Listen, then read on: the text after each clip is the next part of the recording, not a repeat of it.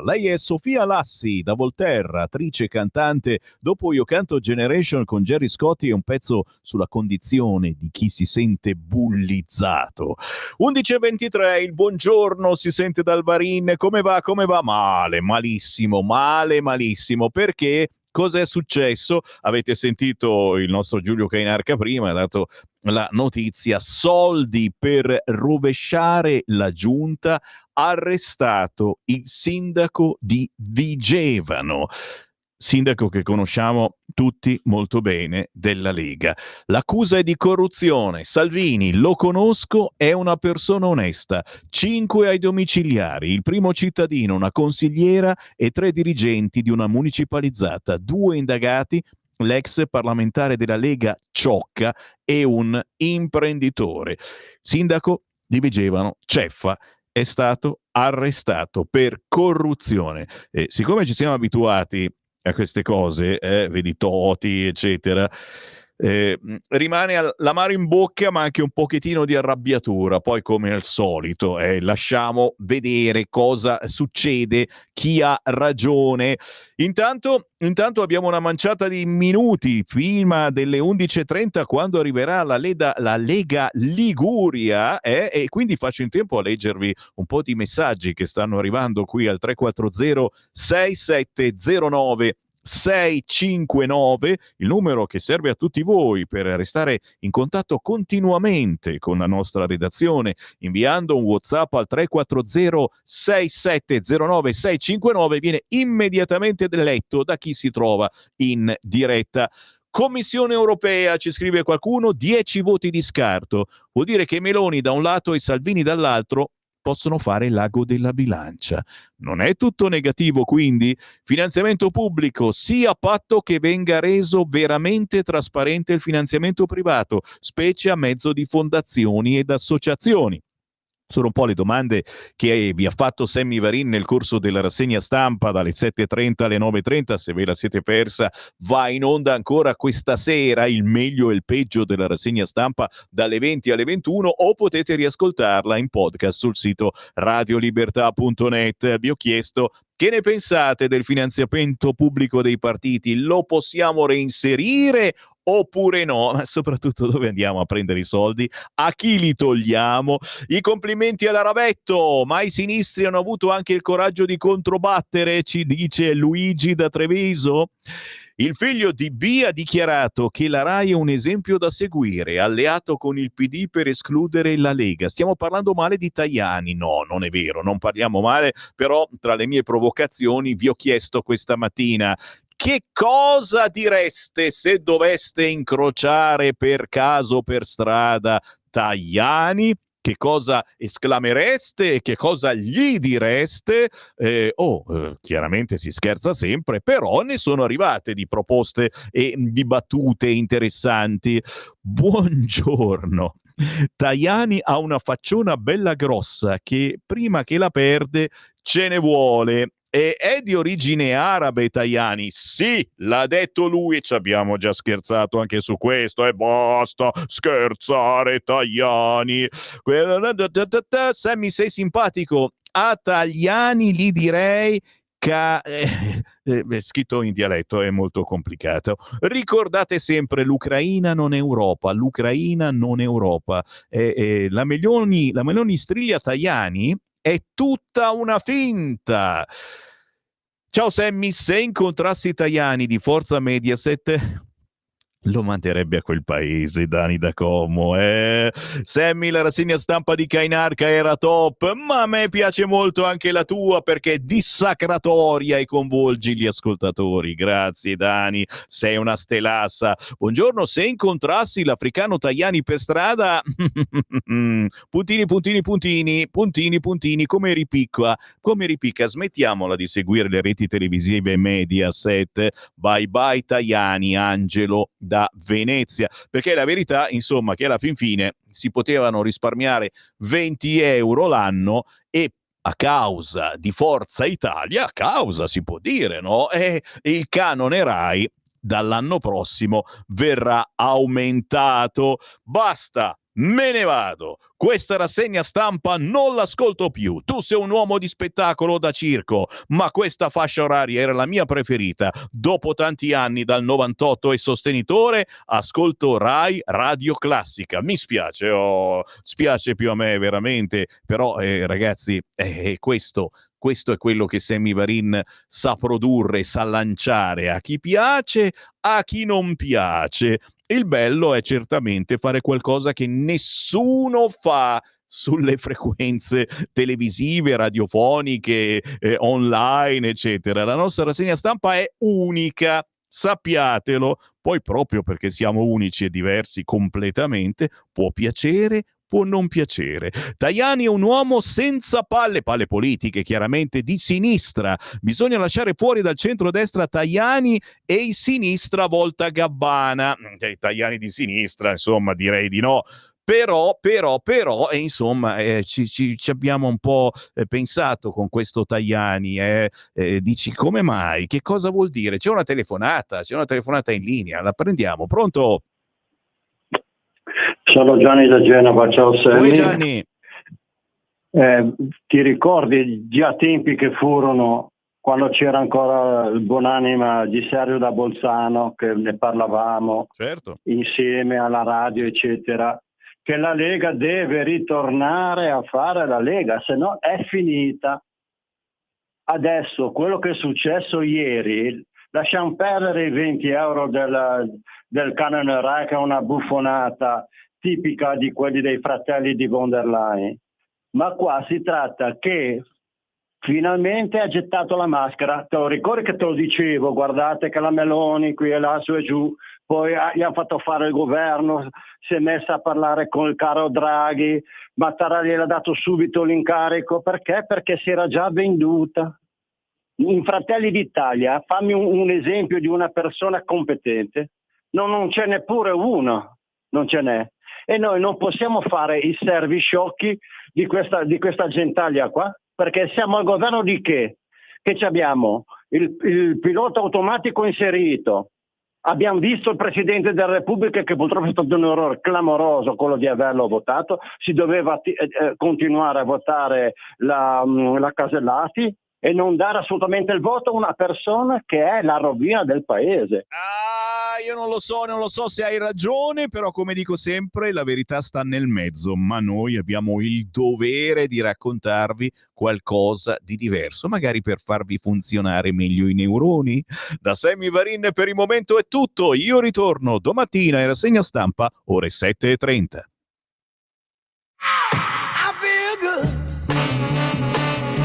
I knew that I wouldn't. I feel good. I knew that I wouldn't. So good. I got you. Avete ascoltato Potere al Popolo. Stai ascoltando Radio Libertà, la tua voce libera, senza filtri né censura. La tua radio. Lo amiamo perché ci offre sempre le cose più buone e naturali. Linea Alberto Acerbis. Buongiorno care amiche, buongiorno cari amici, ascoltatori di Radio Libertà da Alberto Acerbis.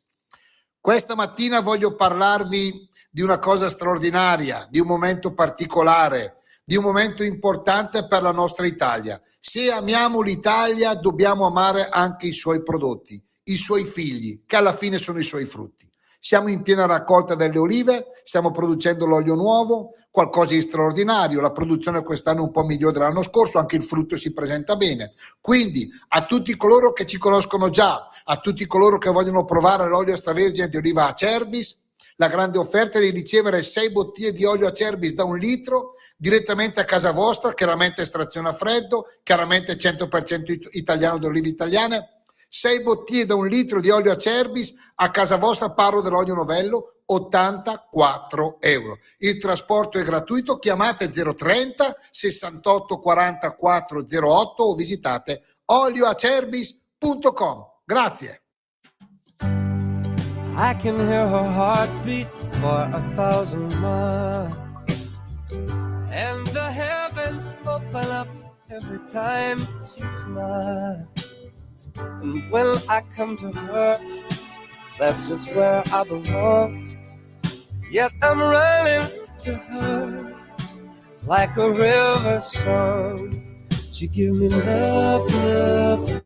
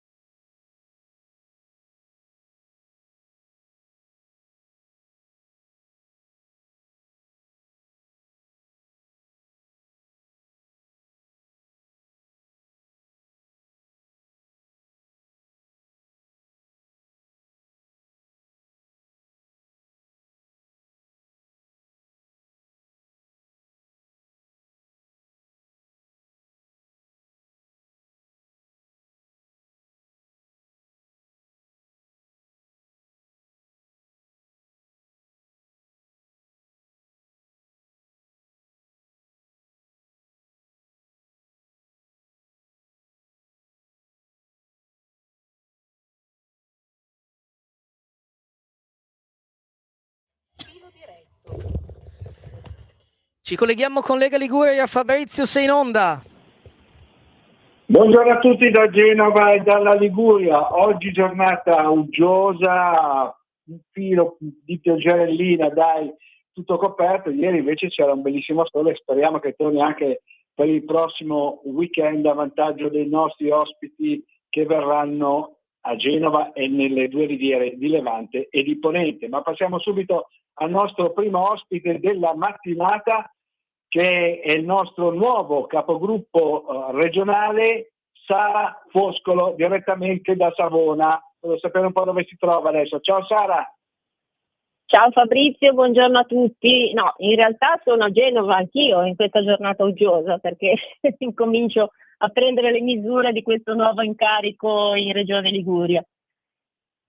Innanzitutto ti facciamo i complimenti per la tua elezione, ma te l'avevamo già fatti l'altra volta quando ti abbiamo sentito qua su Radio Libertà, e allora ti facciamo subito i complimenti per il nuovo incarico che hai ricevuto di capogruppo regionale, un incarico piuttosto impegnativo. Io intanto volevo chiederti, già martedì scorso c'è stata la prima seduta della 12ª legislatura dell'Assemblea legislativa della Liguria, e quindi sei entrato ufficialmente a far parte del Consiglio regionale insieme, lo ricordo, agli altri eletti, ossia Alessandro Piana, che arriva dall'Intanese, che è vicepresidente e sarà assessore, e all'altro consigliere regionale che è di Genova invece Alessio Piana, per cui è stata prevista proprio direttamente dal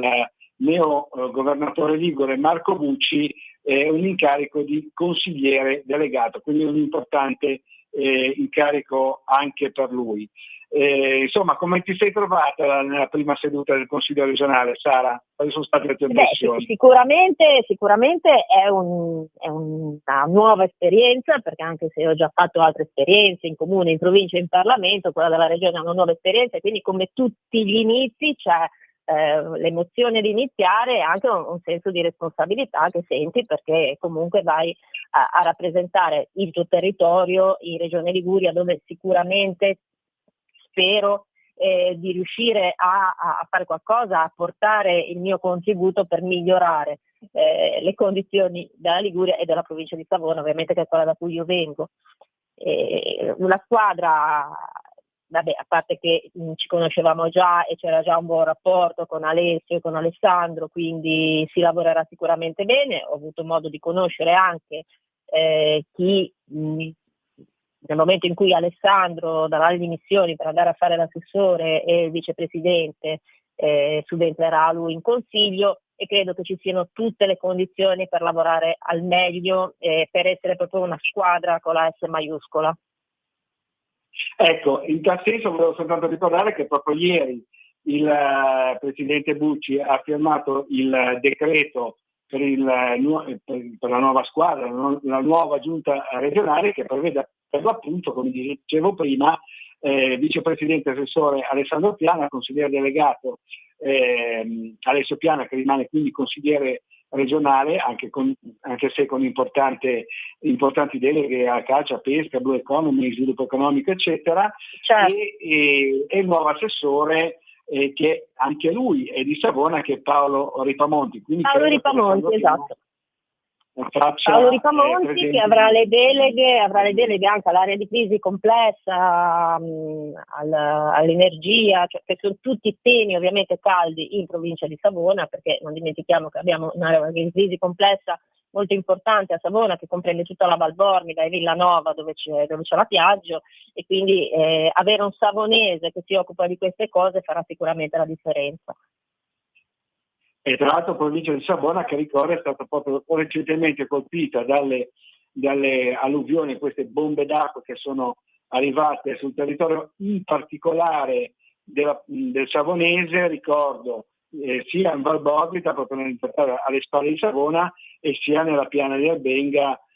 Nella piana di Albenga, tra l'altro, ce n'era già stata un'alluvione, diciamo 15-20 giorni prima, poi c'è stata la seconda volta, che è quella i giorni delle elezioni, perché infatti in Val Bormida c'è stato anche il problema che fine ottobre, quando c'è stata l'alluvione, già l'affluenza alle urne sappiamo che sta calando negli anni, ma in Val Bormida ci sono stati veramente dei disagi gravi, e io ero andata poi a visionare anche il giorno successivo il comune di Cairo Montenotte, e ancora adesso, a distanza di un mese, si vedono ancora i danni provocati dall'alluvione, perché proprio è venuto fuori il fiume, il fango ha sommerso tutto, auto distrutte, auto che sono finite nel fiume, danni per le aziende molto ingenti, e sicuramente questa sarà una delle prime cose di cui dovrà occuparsi la giunta, che è stata costituita ieri. Credo che si riunirà già oggi pomeriggio, se non sbaglio, perché oggi pomeriggio mi sembra che il presidente Bucci ha dato dimostrazione di essere l'uomo del fare, già con i ritardatari in consiglio regionale ha subito messo i puntini sulle i, quindi credo che già oggi spero che si parli di questa emergenza, perché comunque i danni sono ingenti. Ecco, sì, tra l'altro volevo sottolineare però che nel caso di Albenga, per esempio, tu ti eri attivata subito, eri andata a fare proprio, mi ricordo anche con i jeans avevi messo gli stivali per fare il sopralluogo, così come hai fatto come la Val Bormida. Sia io che come ho fatto per la Val Bormida, ma poi subito dopo anche Alessandro, perché poi io anche prima di essere eletta ero sempre in contatto con Alessandro, e Alessandro subito dopo di me si è recato sia nella piana di Albenga che in Val Bormida a vedere di persona i danni causati dal maltempo. Quindi dal punto di vista operativo, diciamo, la Regione Liguria non si è mai fermata, nonostante quello che dicono le minoranze, e anche sul territorio i nostri rappresentanti si sono mossi e hanno aiutato ovviamente il nostro territorio. Tu dicevi, una delle prime cose è questa, un po' la difesa del suolo, un po' vedere questi danni che sono stati purtroppo in Val Bormida e nella piana Albenga, però c'è anche un discorso di sanità per quanto riguarda la provincia savonese, vero Sara? C'è un discorso di sanità, allora Pietra Ligure, che poi è da dove vengo io, c'è il problema del punto nascite che ormai è chiuso da anni. Marco Bucci, quando in campagna elettorale è venuto a Pietra Ligure, si è preso l'impegno di riaprire il punto nascite, ma i problemi sui 4 ospedali del Savonese, ad esempio, che è la realtà che conosco di più, problemi ci sono in tutti gli ospedali, perché ad esempio Cairo e Albenga, dove sono stati chiusi i pronto soccorso, c'è la necessità di riaprire quantomeno un punto di primo intervento nelle 24 ore, che oggi non c'è, perché comunque servono un territorio vastissimo con una popolazione numerosa, e contiamo che poi, essendo soprattutto la Riviera un posto turistico, contiamo che d'estate i numeri quintuplicano e anche gli accessi nei pronto soccorso aumentano. Il pronto soccorso di Santa Corona ovviamente non ce la fa a reggere quella mole di lavoro, perciò se ci fossero anche e stessa cosa succede a Cairo su Savona, se ci fosse la possibilità di aprire dei punti di primo intervento dove magari le cose meno gravi possono essere curate lì, si eviterebbe di incasare il pronto soccorso di Santa Corona con via di secondo livello e di Savona con via di primo livello, dove ovviamente vanno i casi più gravi, l'infarto, l'ictus, per l'amor del cielo, devono essere curati dove c'è la struttura per curarli, ma banalmente una distorsione, o se mi devono dare 2 punti, la Valbormida è anche una zona dove ci sono tante industrie, dove magari l'infortunio meno grave ci sta, e quindi queste cose dovremmo incominciare a prendercene in carico subito. Ecco, senti, abbiamo ancora un paio di minuti e volevo parlare con te del tema rigassificatore, perché sostanzialmente la sinistra è tornata all'attacco dicendo Bucci non faccia venire più rigassificatore con la nave, no? Da Piombino al porto di Vado Ligure, proprio accanto a Savona, per i nostri radioascoltatori che non sono pratici della zona, e però è un tema, mi sembra, già superato, perché tu l'hai detto in campagna elettorale, Bucci ha confermato in campagna elettorale che non ci sarà il rigassificatore in Liguria. Mi sembra che anche tra la regione Toscana e la regione Calabria ci sia già praticamente un accordo verbale perché venga inviata questa nave con il rigassificatore in Calabria, Gioia Tauro in particolare. Credo che il problema, la tematica sia, diciamo, già praticamente io credo che il problema oggi non si dovrebbe neanche più porre. È chiaro, le minoranze fanno il loro mestiere, però questa lettera inviata dal consigliere Arboscello al presidente Bucci mi sembra un po' pretestuosa. Credo che la pietra tombale sul discorso di rigassificatore a Vado l'abbia messa proprio Bucci anche durante la campagna elettorale. Non ci sono le condizioni, anche a livello economico è una spesa eccessiva quella che servirebbe per trasferire il rigassificatore a Vado Ligure per 3 anni e poi dovrebbe essere di nuovo spostata. C'è anche un discorso non solo di inquinamento ma anche di opportunità, perché comunque andrebbe a danneggiare anche dei posti turistici dove un rigassificatore ovviamente non serve e non aiuterebbe a incentivare il turismo. C'è la Calabria che lo vuole e quindi credo che questo problema ormai non si ponga più e non capisco perché debbano, per l'amor del cielo, fanno il loro mestiere le minoranze, ma credo che il Presidente gli risponderà tranquillamente che la pietra tombale sul discorso di rigassificatore a Vado Ligure ormai l'abbiamo messa. Tra l'altro dobbiamo ricordare che la giunta regionale proprio durante la gestione del presidente facente funzione, sia il nostro vicepresidente Alessandro Piana, aveva dato proprio l'indirizzo politico del no al rigassificatore a Savona, a Vado Ligure. E quindi tutto questo è stato confermato. Mi aveva posto questo, volevo ribadirlo con te, sottolinearlo e precisarlo ancora una volta con te, come abbiamo già detto in altre trasmissioni.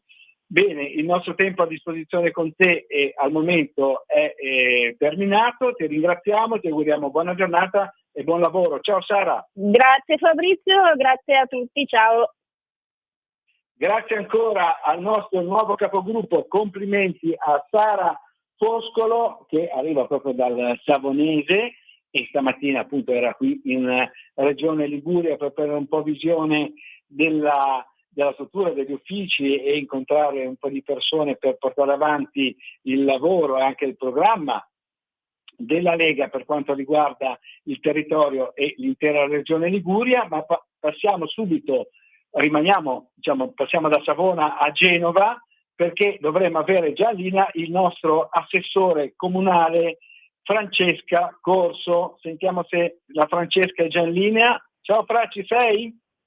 Ciao Fabri, buongiorno a te e a tutti gli ascoltatori. Dove ti trovi in questo momento, Francesca? Allora, sono in un'ora di pausa a casa con la mia bimba fra appuntamenti, eventi, insomma una settimana molto caotica come ben sai, però insomma riesco anche a ritagliarmi degli spazi per la famiglia e questo è importante. E certo che è importantissimo. Senti, allora, lunedì c'è stata la giornata contro la giornata internazionale contro la violenza sulle donne, ci sono stati tanti appuntamenti qua a Genova ai quali hai partecipato. Tra l'altro volevo ricordare ai nostri radioascoltatori che tu sei anche assessore alle pari opportunità del Comune di Genova e volevo un po' capire com'è stata questa giornata qui nel capoluogo ligure. Allora, intanto devo dire che è stata una giornata molto partecipata, sia a livello istituzionale, sia a livello di associazioni, enti, centri antiviolenza, chiaramente privati. Tantissimi sono stati gli eventi che come comune ho avuto l'onore di coordinare in un calendario che poi è stato presentato alla stampa, proprio con l'obiettivo che tutti gli eventi fossero il più partecipati possibili.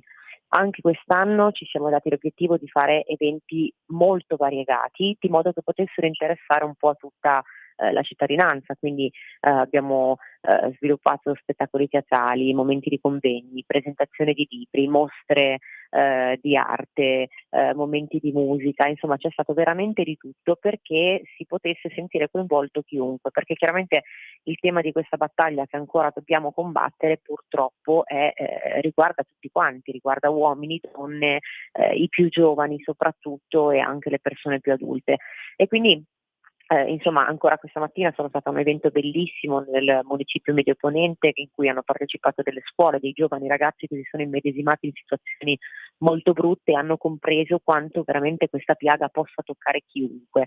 Abbiamo spiegato un po' il fatto che in qualche modo la violenza abbia tantissimi volti, anche quelli più subdoli, quelli che non sono magari quelli fisici in qualche modo, ma ci siano tantissime cose alle quali prestare attenzione e per cui stare in allerta in qualche modo e pretendere rispetto. La situazione su Genova purtroppo non è migliorata rispetto allo scorso anno perché i dati ci dicono che nei 2 centri antiviolenza che operano nel comune di Genova ci sono state oltre 900 richieste d'aiuto nel solo 2024, che è un dato che vogliamo leggere in 2 maniere, perché se da una parte pensiamo che ancora più di 900 donne almeno hanno necessità di aiuto, almeno 900 donne hanno chiesto aiuto e quindi c'è più volontà di farsi accompagnare fuori da quella che è una situazione da cui è necessario assolutamente uscire.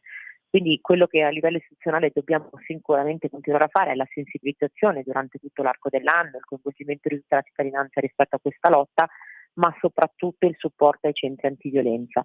Ti chiudo con una frase che ho sentito in uno di questi convegni proprio ad opera della referente di uno dei 2 centri antiviolenza che operano sul comune di Genova e che trovo veramente calzante. Siccome il problema principale rispetto alla denuncia di questi gravi fatti è che le donne spesso si vergognano oppure hanno paura a chiedere aiuto o magari non conoscono neanche l'esistenza dei centri antiviolenza e quindi noi dobbiamo sempre più diffonderne la conoscenza, è bene che a livello sociale, culturale, proprio endemico del nostro Stato, diciamo, si entri ad avere quella consapevolezza che se una persona ha male al cuore si rivolge a un cardiologo, se ha problemi di violenza si deve necessariamente rivolgere ad un centro antiviolenza. Quindi mai avere paura a chiedere aiuto, bisogna assolutamente rendersi conto che ci sono tante persone esperte, formate, che possono accompagnare in un percorso, indicare quella che può essere una strada di uscita e assolutamente scongiurare il peggio. Quindi una settimana piena di eventi, un mese pieno di eventi, ma voglio dire anche un anno, perché più ne parliamo oggi e meno spero se ne dovrà parlare domani. Ecco, si devono rivolgere al centro antiviolenza, ma naturalmente anche le forze dell'ordine, carabinieri e polizia.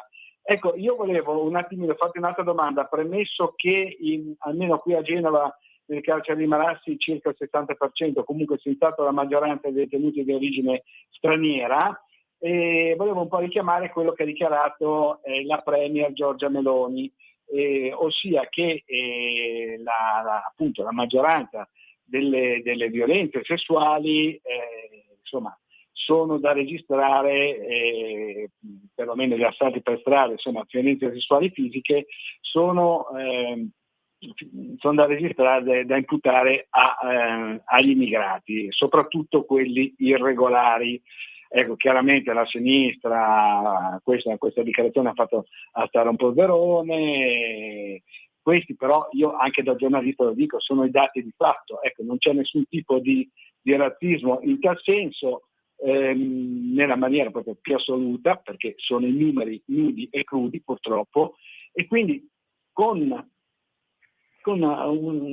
più immigrati significa più casi di violenza sessuale. Ti risulta anche qua a Genova una cosa del genere? Cioè, trovi che ci sia un riscontro anche sul territorio rispetto alla dichiarazione di Giorgia Meloni?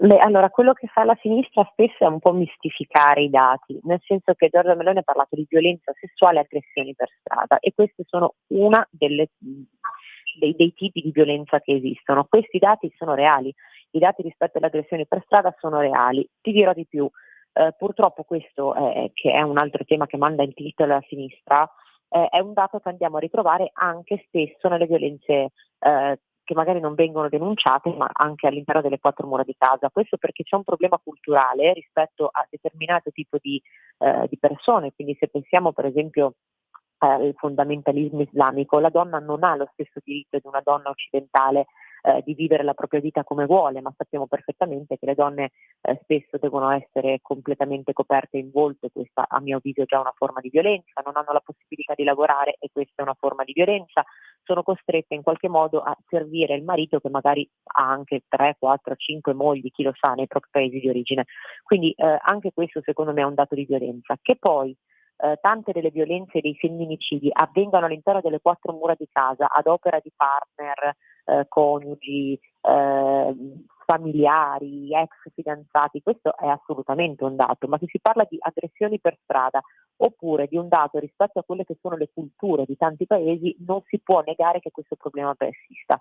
Quindi sarebbe sbagliato dire che non esistono femminicidi a opera di italiani, la maggior parte dei femminicidi che oggi contiamo sono ad opera di italiani, perché si parla di femminicidi e quindi di situazioni familiari nelle quali una donna viene uccisa per il proprio status, per il proprio ruolo che ha avuto in queste relazioni affettive magari.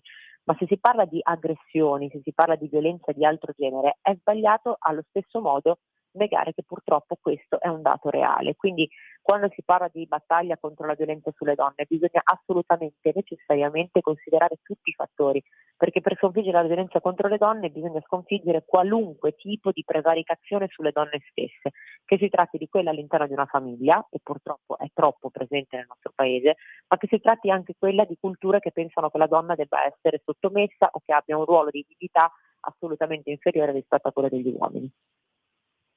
Ecco, io però ti volevo ricordare che proprio a Genova Sestri Ponente, dove abiti tu tra l'altro, c'è stato appunto un femminicidio, un omicidio che era stato mascherato da suicidio dal marito bengalese di una donna di 30 anni, una sua concittadina, e questo quarantenne proprio ieri è uscita la notizia di cronaca, quindi riporto la notizia di cronaca che questo bengalese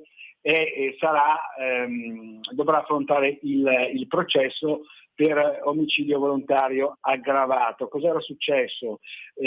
Questa donna immigrata voleva vivere all'occidentale, nel senso che voleva andare a lavorare, il giorno prima aveva avuto anche tra l'altro un colloquio di lavoro, il giorno prima della sua morte aveva avuto un colloquio di lavoro, aveva litigato con il marito, era volato giù dalla finestra, il marito aveva parlato di suicidio, però grazie ai carabinieri, che non finirò mai di ringraziarli, e naturalmente insieme alle altre forze dell'ordine, gli investigatori dell'Arma appunto di Genova sono riusciti attraverso testimonianze, indagini varie eccetera ad accertare che invece poi, almeno secondo la pubblica accusa, il bengalese l'avrebbe gettato alla finestra, quindi si tratterebbe, questa è l'accusa ovviamente, poi bisogna vedere il processo come andrà a finire, di omicidio volontario aggravato, quindi sostanzialmente di un femminicidio. E questo ha riguardato appunto, come ricordavi tu prima, diciamo un aspetto che tocca ovviamente la cultura e la religione o la cultura che arrivano da questi paesi. Quindi diciamo ci sono anche femminicidi che riguardano non soltanto gli italiani ma anche gli stranieri che sono emigrati qui. Un caso che comunque ha colpito tutta la comunità di Genova Seste Ponente. Francesca, visto che tu ci abiti, volevo sapere da te se è così o no. È così purtroppo, perché l'hai detto tu, il fatto è che questo è un femminicidio fatto e finito, ed in più è purtroppo scatenato da un fattore che purtroppo a livello culturale in certe culture è sempre troppo insito in qualche modo, che è quello della indipendenza economica. Di fatto queste donne spesso non hanno la possibilità di crearsela, non possono vivere, come dicevi tu, all'occidentale, avere un lavoro proprio, rendersi autonome, e questo chiaramente le rende schiave di situazioni che anche qualora volessero essere abbandonate è troppo difficile farlo, perché non avendo una propria autonomia, non avendo un proprio posto di lavoro, un'indipendenza economica appunto, non sanno nemmeno dove potersi recare. Quindi purtroppo questo è stato il caso palese di una donna che voleva in qualche modo emanciparsi, lavorare, vivere la propria vita in maniera anche autonoma, perché non è necessario che per lavorare bisogna insomma abbandonare la famiglia, ma non le è stato permesso perché sarebbe stata una prevaricazione che in qualche modo l'avrebbe resa una donna libera e indipendente,